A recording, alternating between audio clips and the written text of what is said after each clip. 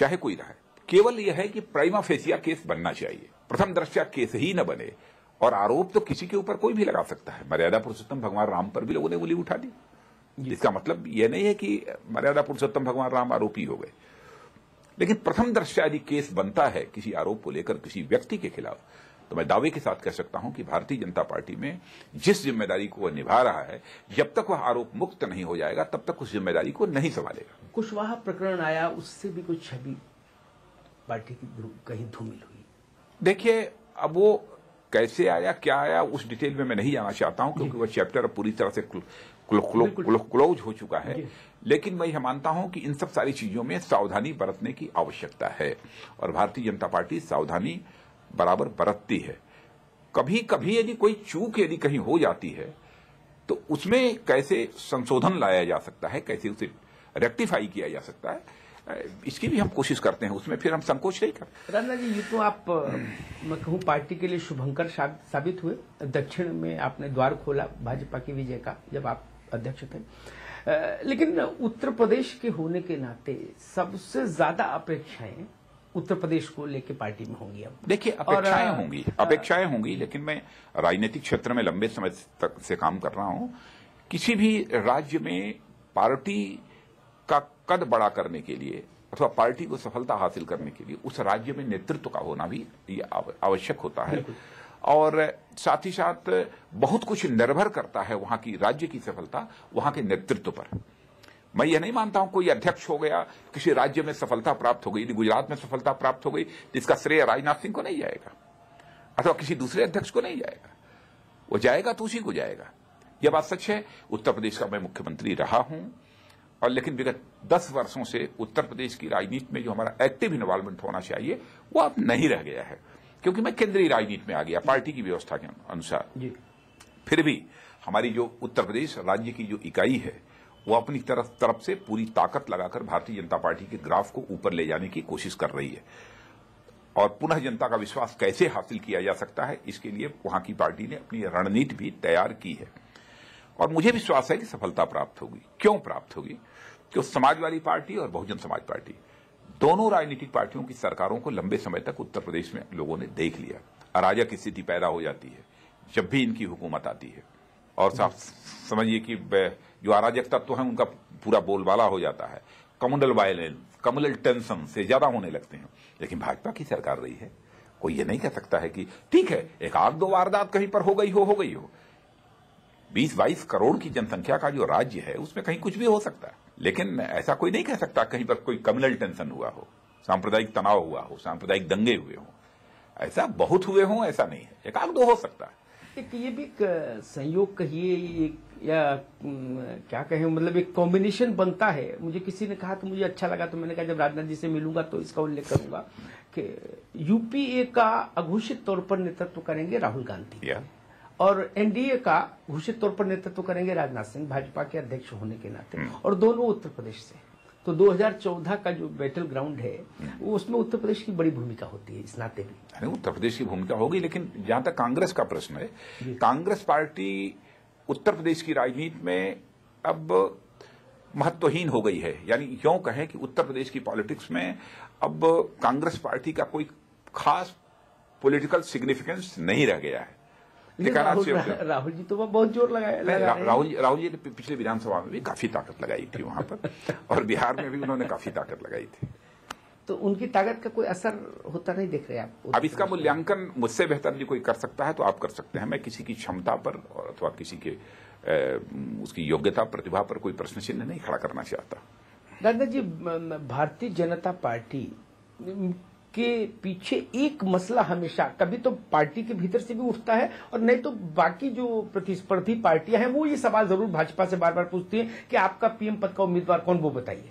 हालांकि ठीक है वो भी अपना नहीं बताते, लेकिन भाजपा से तो पूछा ही जाता है मेरे ख्याल से दिन में 4 दफे। क्यों बार बार पूछते हैं? तो वही सवाल मैं भाजपा के अध्यक्ष से एक बार जरूर दोहराऊंगा। नहीं, हमारा ये कहना क्यों बार बार पूछते हैं, ये जानते हैं कि भारतीय जनता पार्टी की एक परंपरा है कि भारतीय जनता पार्टी में कौन चीफ मिनिस्ट्रियल कैंडिडेट होगा, कौन प्राइम मिनिस्ट्रियल कैंडिडेट होगा, इसके बारे में फैसला सामान्यतः सेंट्रल पार्लियामेंट्री बोर्ड में होता है, अथवा विधानमंडल दल अथवा जो है संसदीय दल, वो उसका चुनाव करता है।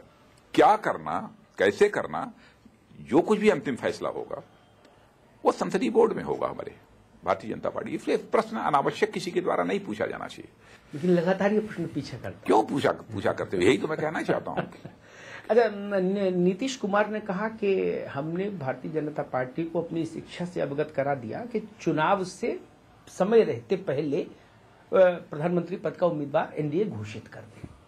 तो क्या ये मानकर चले कि सिद्धांततः इस बात पर सहमति है कि हाँ, उम्मीदवार घोषित किया जाए? हमारे जितने भी एनडीए के एलाइज हैं, मैं समझता हूं कि उनसे बातचीत करने की विशेष रूप से जिम्मेदारी किसी की है तो हमारे अडवाणी जी की है, और हमारे शरद यादव जी जो जनता दल यू के अध्यक्ष हैं वो कन्वीनर हैं उसके, अडवाणी जी एनडीए के चेयरमैन हैं, वो इस जिम्मेदारी को निभाएंगे।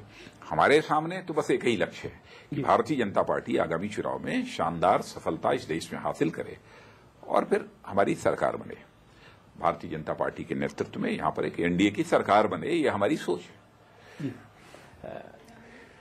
यूपीए की सरकार 15 महीने, अगर समय पर चुनाव हो तो लगभग 15 महीने बचते हैं।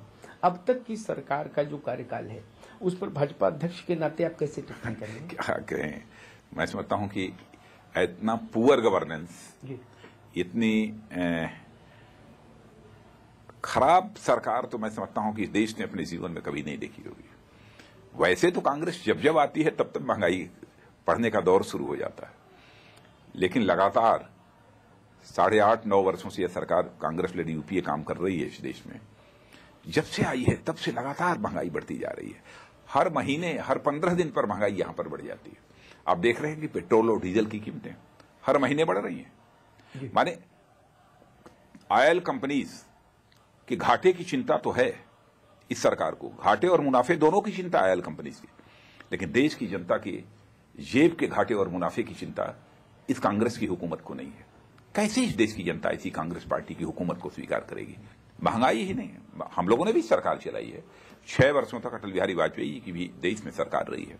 कौन इस सच्चाई को नकारेगा कि आजाद भारत के इतिहास में लगातार 6 वर्षों तक महंगाई बांधे रखने में यदि किसी सरकार ने सफलता प्राप्त की तो हमारे अटल जी के नेतृत्व की एनडीए सरकार ने सफलता प्राप्त की थी।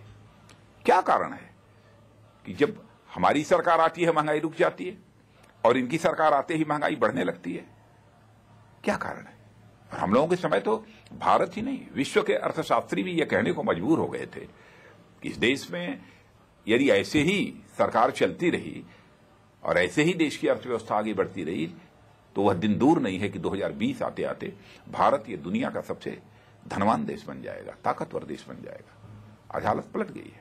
इसके अतिरिक्त भी आंतरिक एवं बाह्य सुरक्षा का संकट, भ्रष्टाचार, तो आपको शायद ही कोई महीना ऐसा गुजरता होगा जब इस सरकार पर भ्रष्टाचार के गंभीर आरोप नहीं लगते। अभी आपने देखा हेलीकॉप्टर स्कैम एक नया आ गया। मैंने महीने 2 महीने गुजरे नहीं कि आया कोई भ्रष्टाचार का मामला। क्यों आते?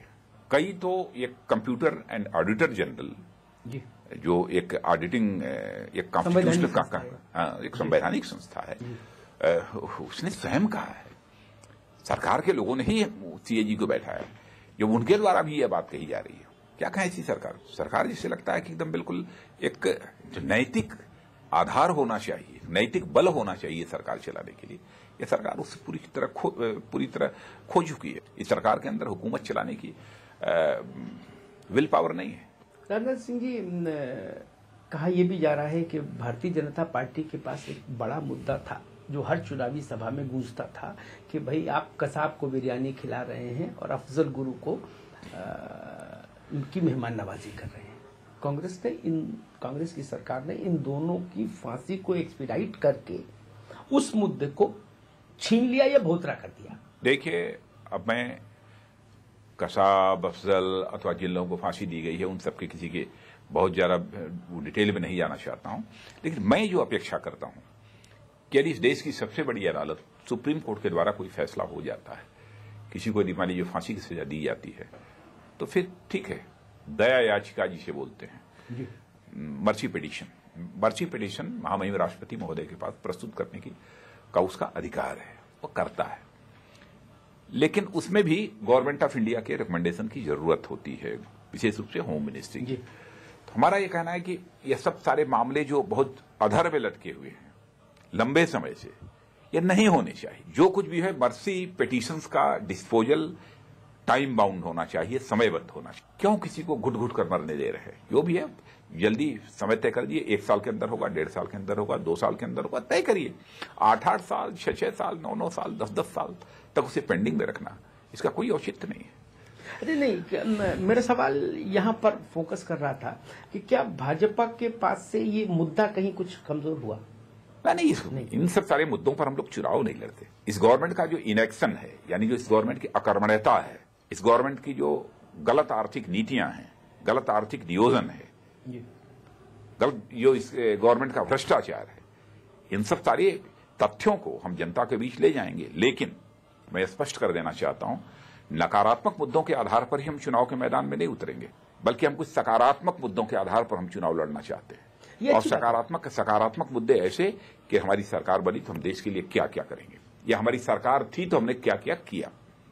सकारात्मक राजनीति की बात अभी कुछ दिन पहले कांग्रेस के नवनियुक्त उपाध्यक्ष ने भी कही थी, आप भी कह रहे हैं, बाकी पार्टियां भी कहती हैं। लेकिन जब देखा जाए तो राजनीति जब होती है चुनाव के दौरान, तो वो एक कमर के नीचे प्रहार वाली स्थिति में मैदानी जंग में तब्दील हो जाती है। राजनाथ जी नहीं, जैसे अमिताभ जी, मैं आपके सामने बैठा हूं, आप ये बताइए कभी भी मैंने कमर के नीचे नहीं, मैं आपकी व्यक्तिगत बात नहीं कर रहा, हमारे यहाँ राजनीतिक मैं इसका चलन की बात कर रहा। नहीं, ये चलन बिल्कुल गलत है।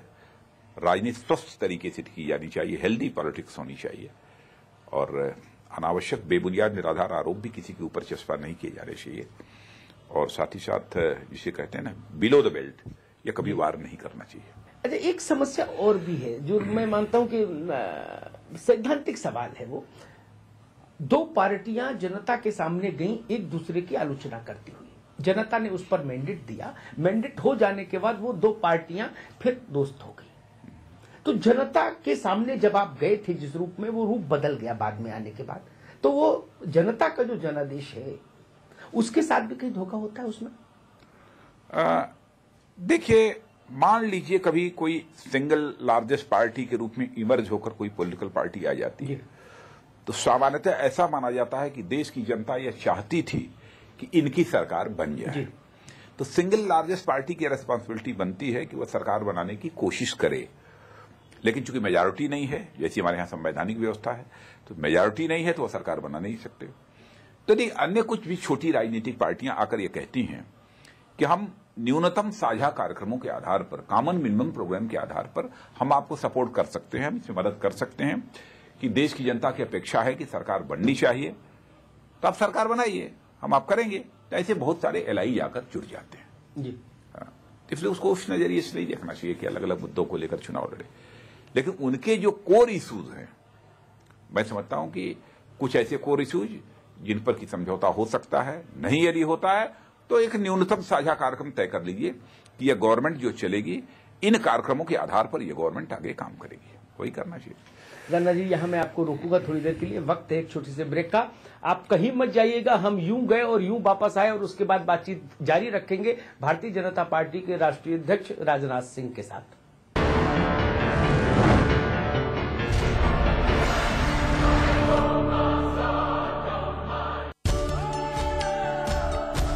इसमें टेस्ट है, तंबाकू नहीं। आप भी आजमाइए रजनीगंधा। रजनीगंधा। काका वो कल आ रही है। कल? अरे वाह। दादी दादी दादी, अरे दादी सुनो, वो भोल जो गाड़ी। ए काकी, वो गाड़ी भोल है रचो। अच्छा? हाँ। बच्चे क्यों भाग रहे हैं? अरे कहाँ भाग रहे हो? अरे कौन आ रही है काका? अरे कल पास में ही सचिल चिकित्सा की गाड़ी आ रही है। सचल? ये सचल क्या है? चलता फिरता अस्पताल। ये गाड़ी हर महीने यहाँ पे स्वास्थ्य कैंप लगाएगी। स्वास्थ्य कैंप? और इसकी जानकारी सीएमओ के निर्देशानुसार प्रधान एएनएम बहन जी देती हैं। भाई वाह। संपर्क मार्ग की कमी के कारण स्वास्थ्य सेवाओं का दूरस्थ क्षेत्रों में पहुंचना पहले एक चुनौती था, लेकिन 13 जनपदों के लिए कार्यरत सचल चिकित्सा वाहनों ने ये कार्य आसान कर दिया है। इस वाहन में योग्य डॉक्टर, फार्मासिस्ट, टेक्नीशियंस मौजूद हैं। चिकित्सा की मूलभूत सुविधाएं जैसे एक्सरे, ईसीजी, अल्ट्रासाउंड की सुविधा, पेशाब व खून की जांच भी होती है। प्रत्येक जनपद में 15 स्वास्थ्य शिविरों का आयोजन कर जहां स्थानीय जनता को लाभ पहुंचाया जाता है, वहीं स्वास्थ्य जागरूकता की समस्त गतिविधियों की जानकारी भी ऑडियो वीडियो के माध्यम से दी जाती है। आवश्यकता अनुसार रोगियों को दवाई भी वितरित करने वाला ये वाहन राज्य के निरोगी भविष्य के प्रति आशान्वित करता है। ये सचल चिकित्सा वाहन कार्यक्रम राज्य के दूरस्थ क्षेत्रों में स्वास्थ्य सुविधाएं उपलब्ध कराने का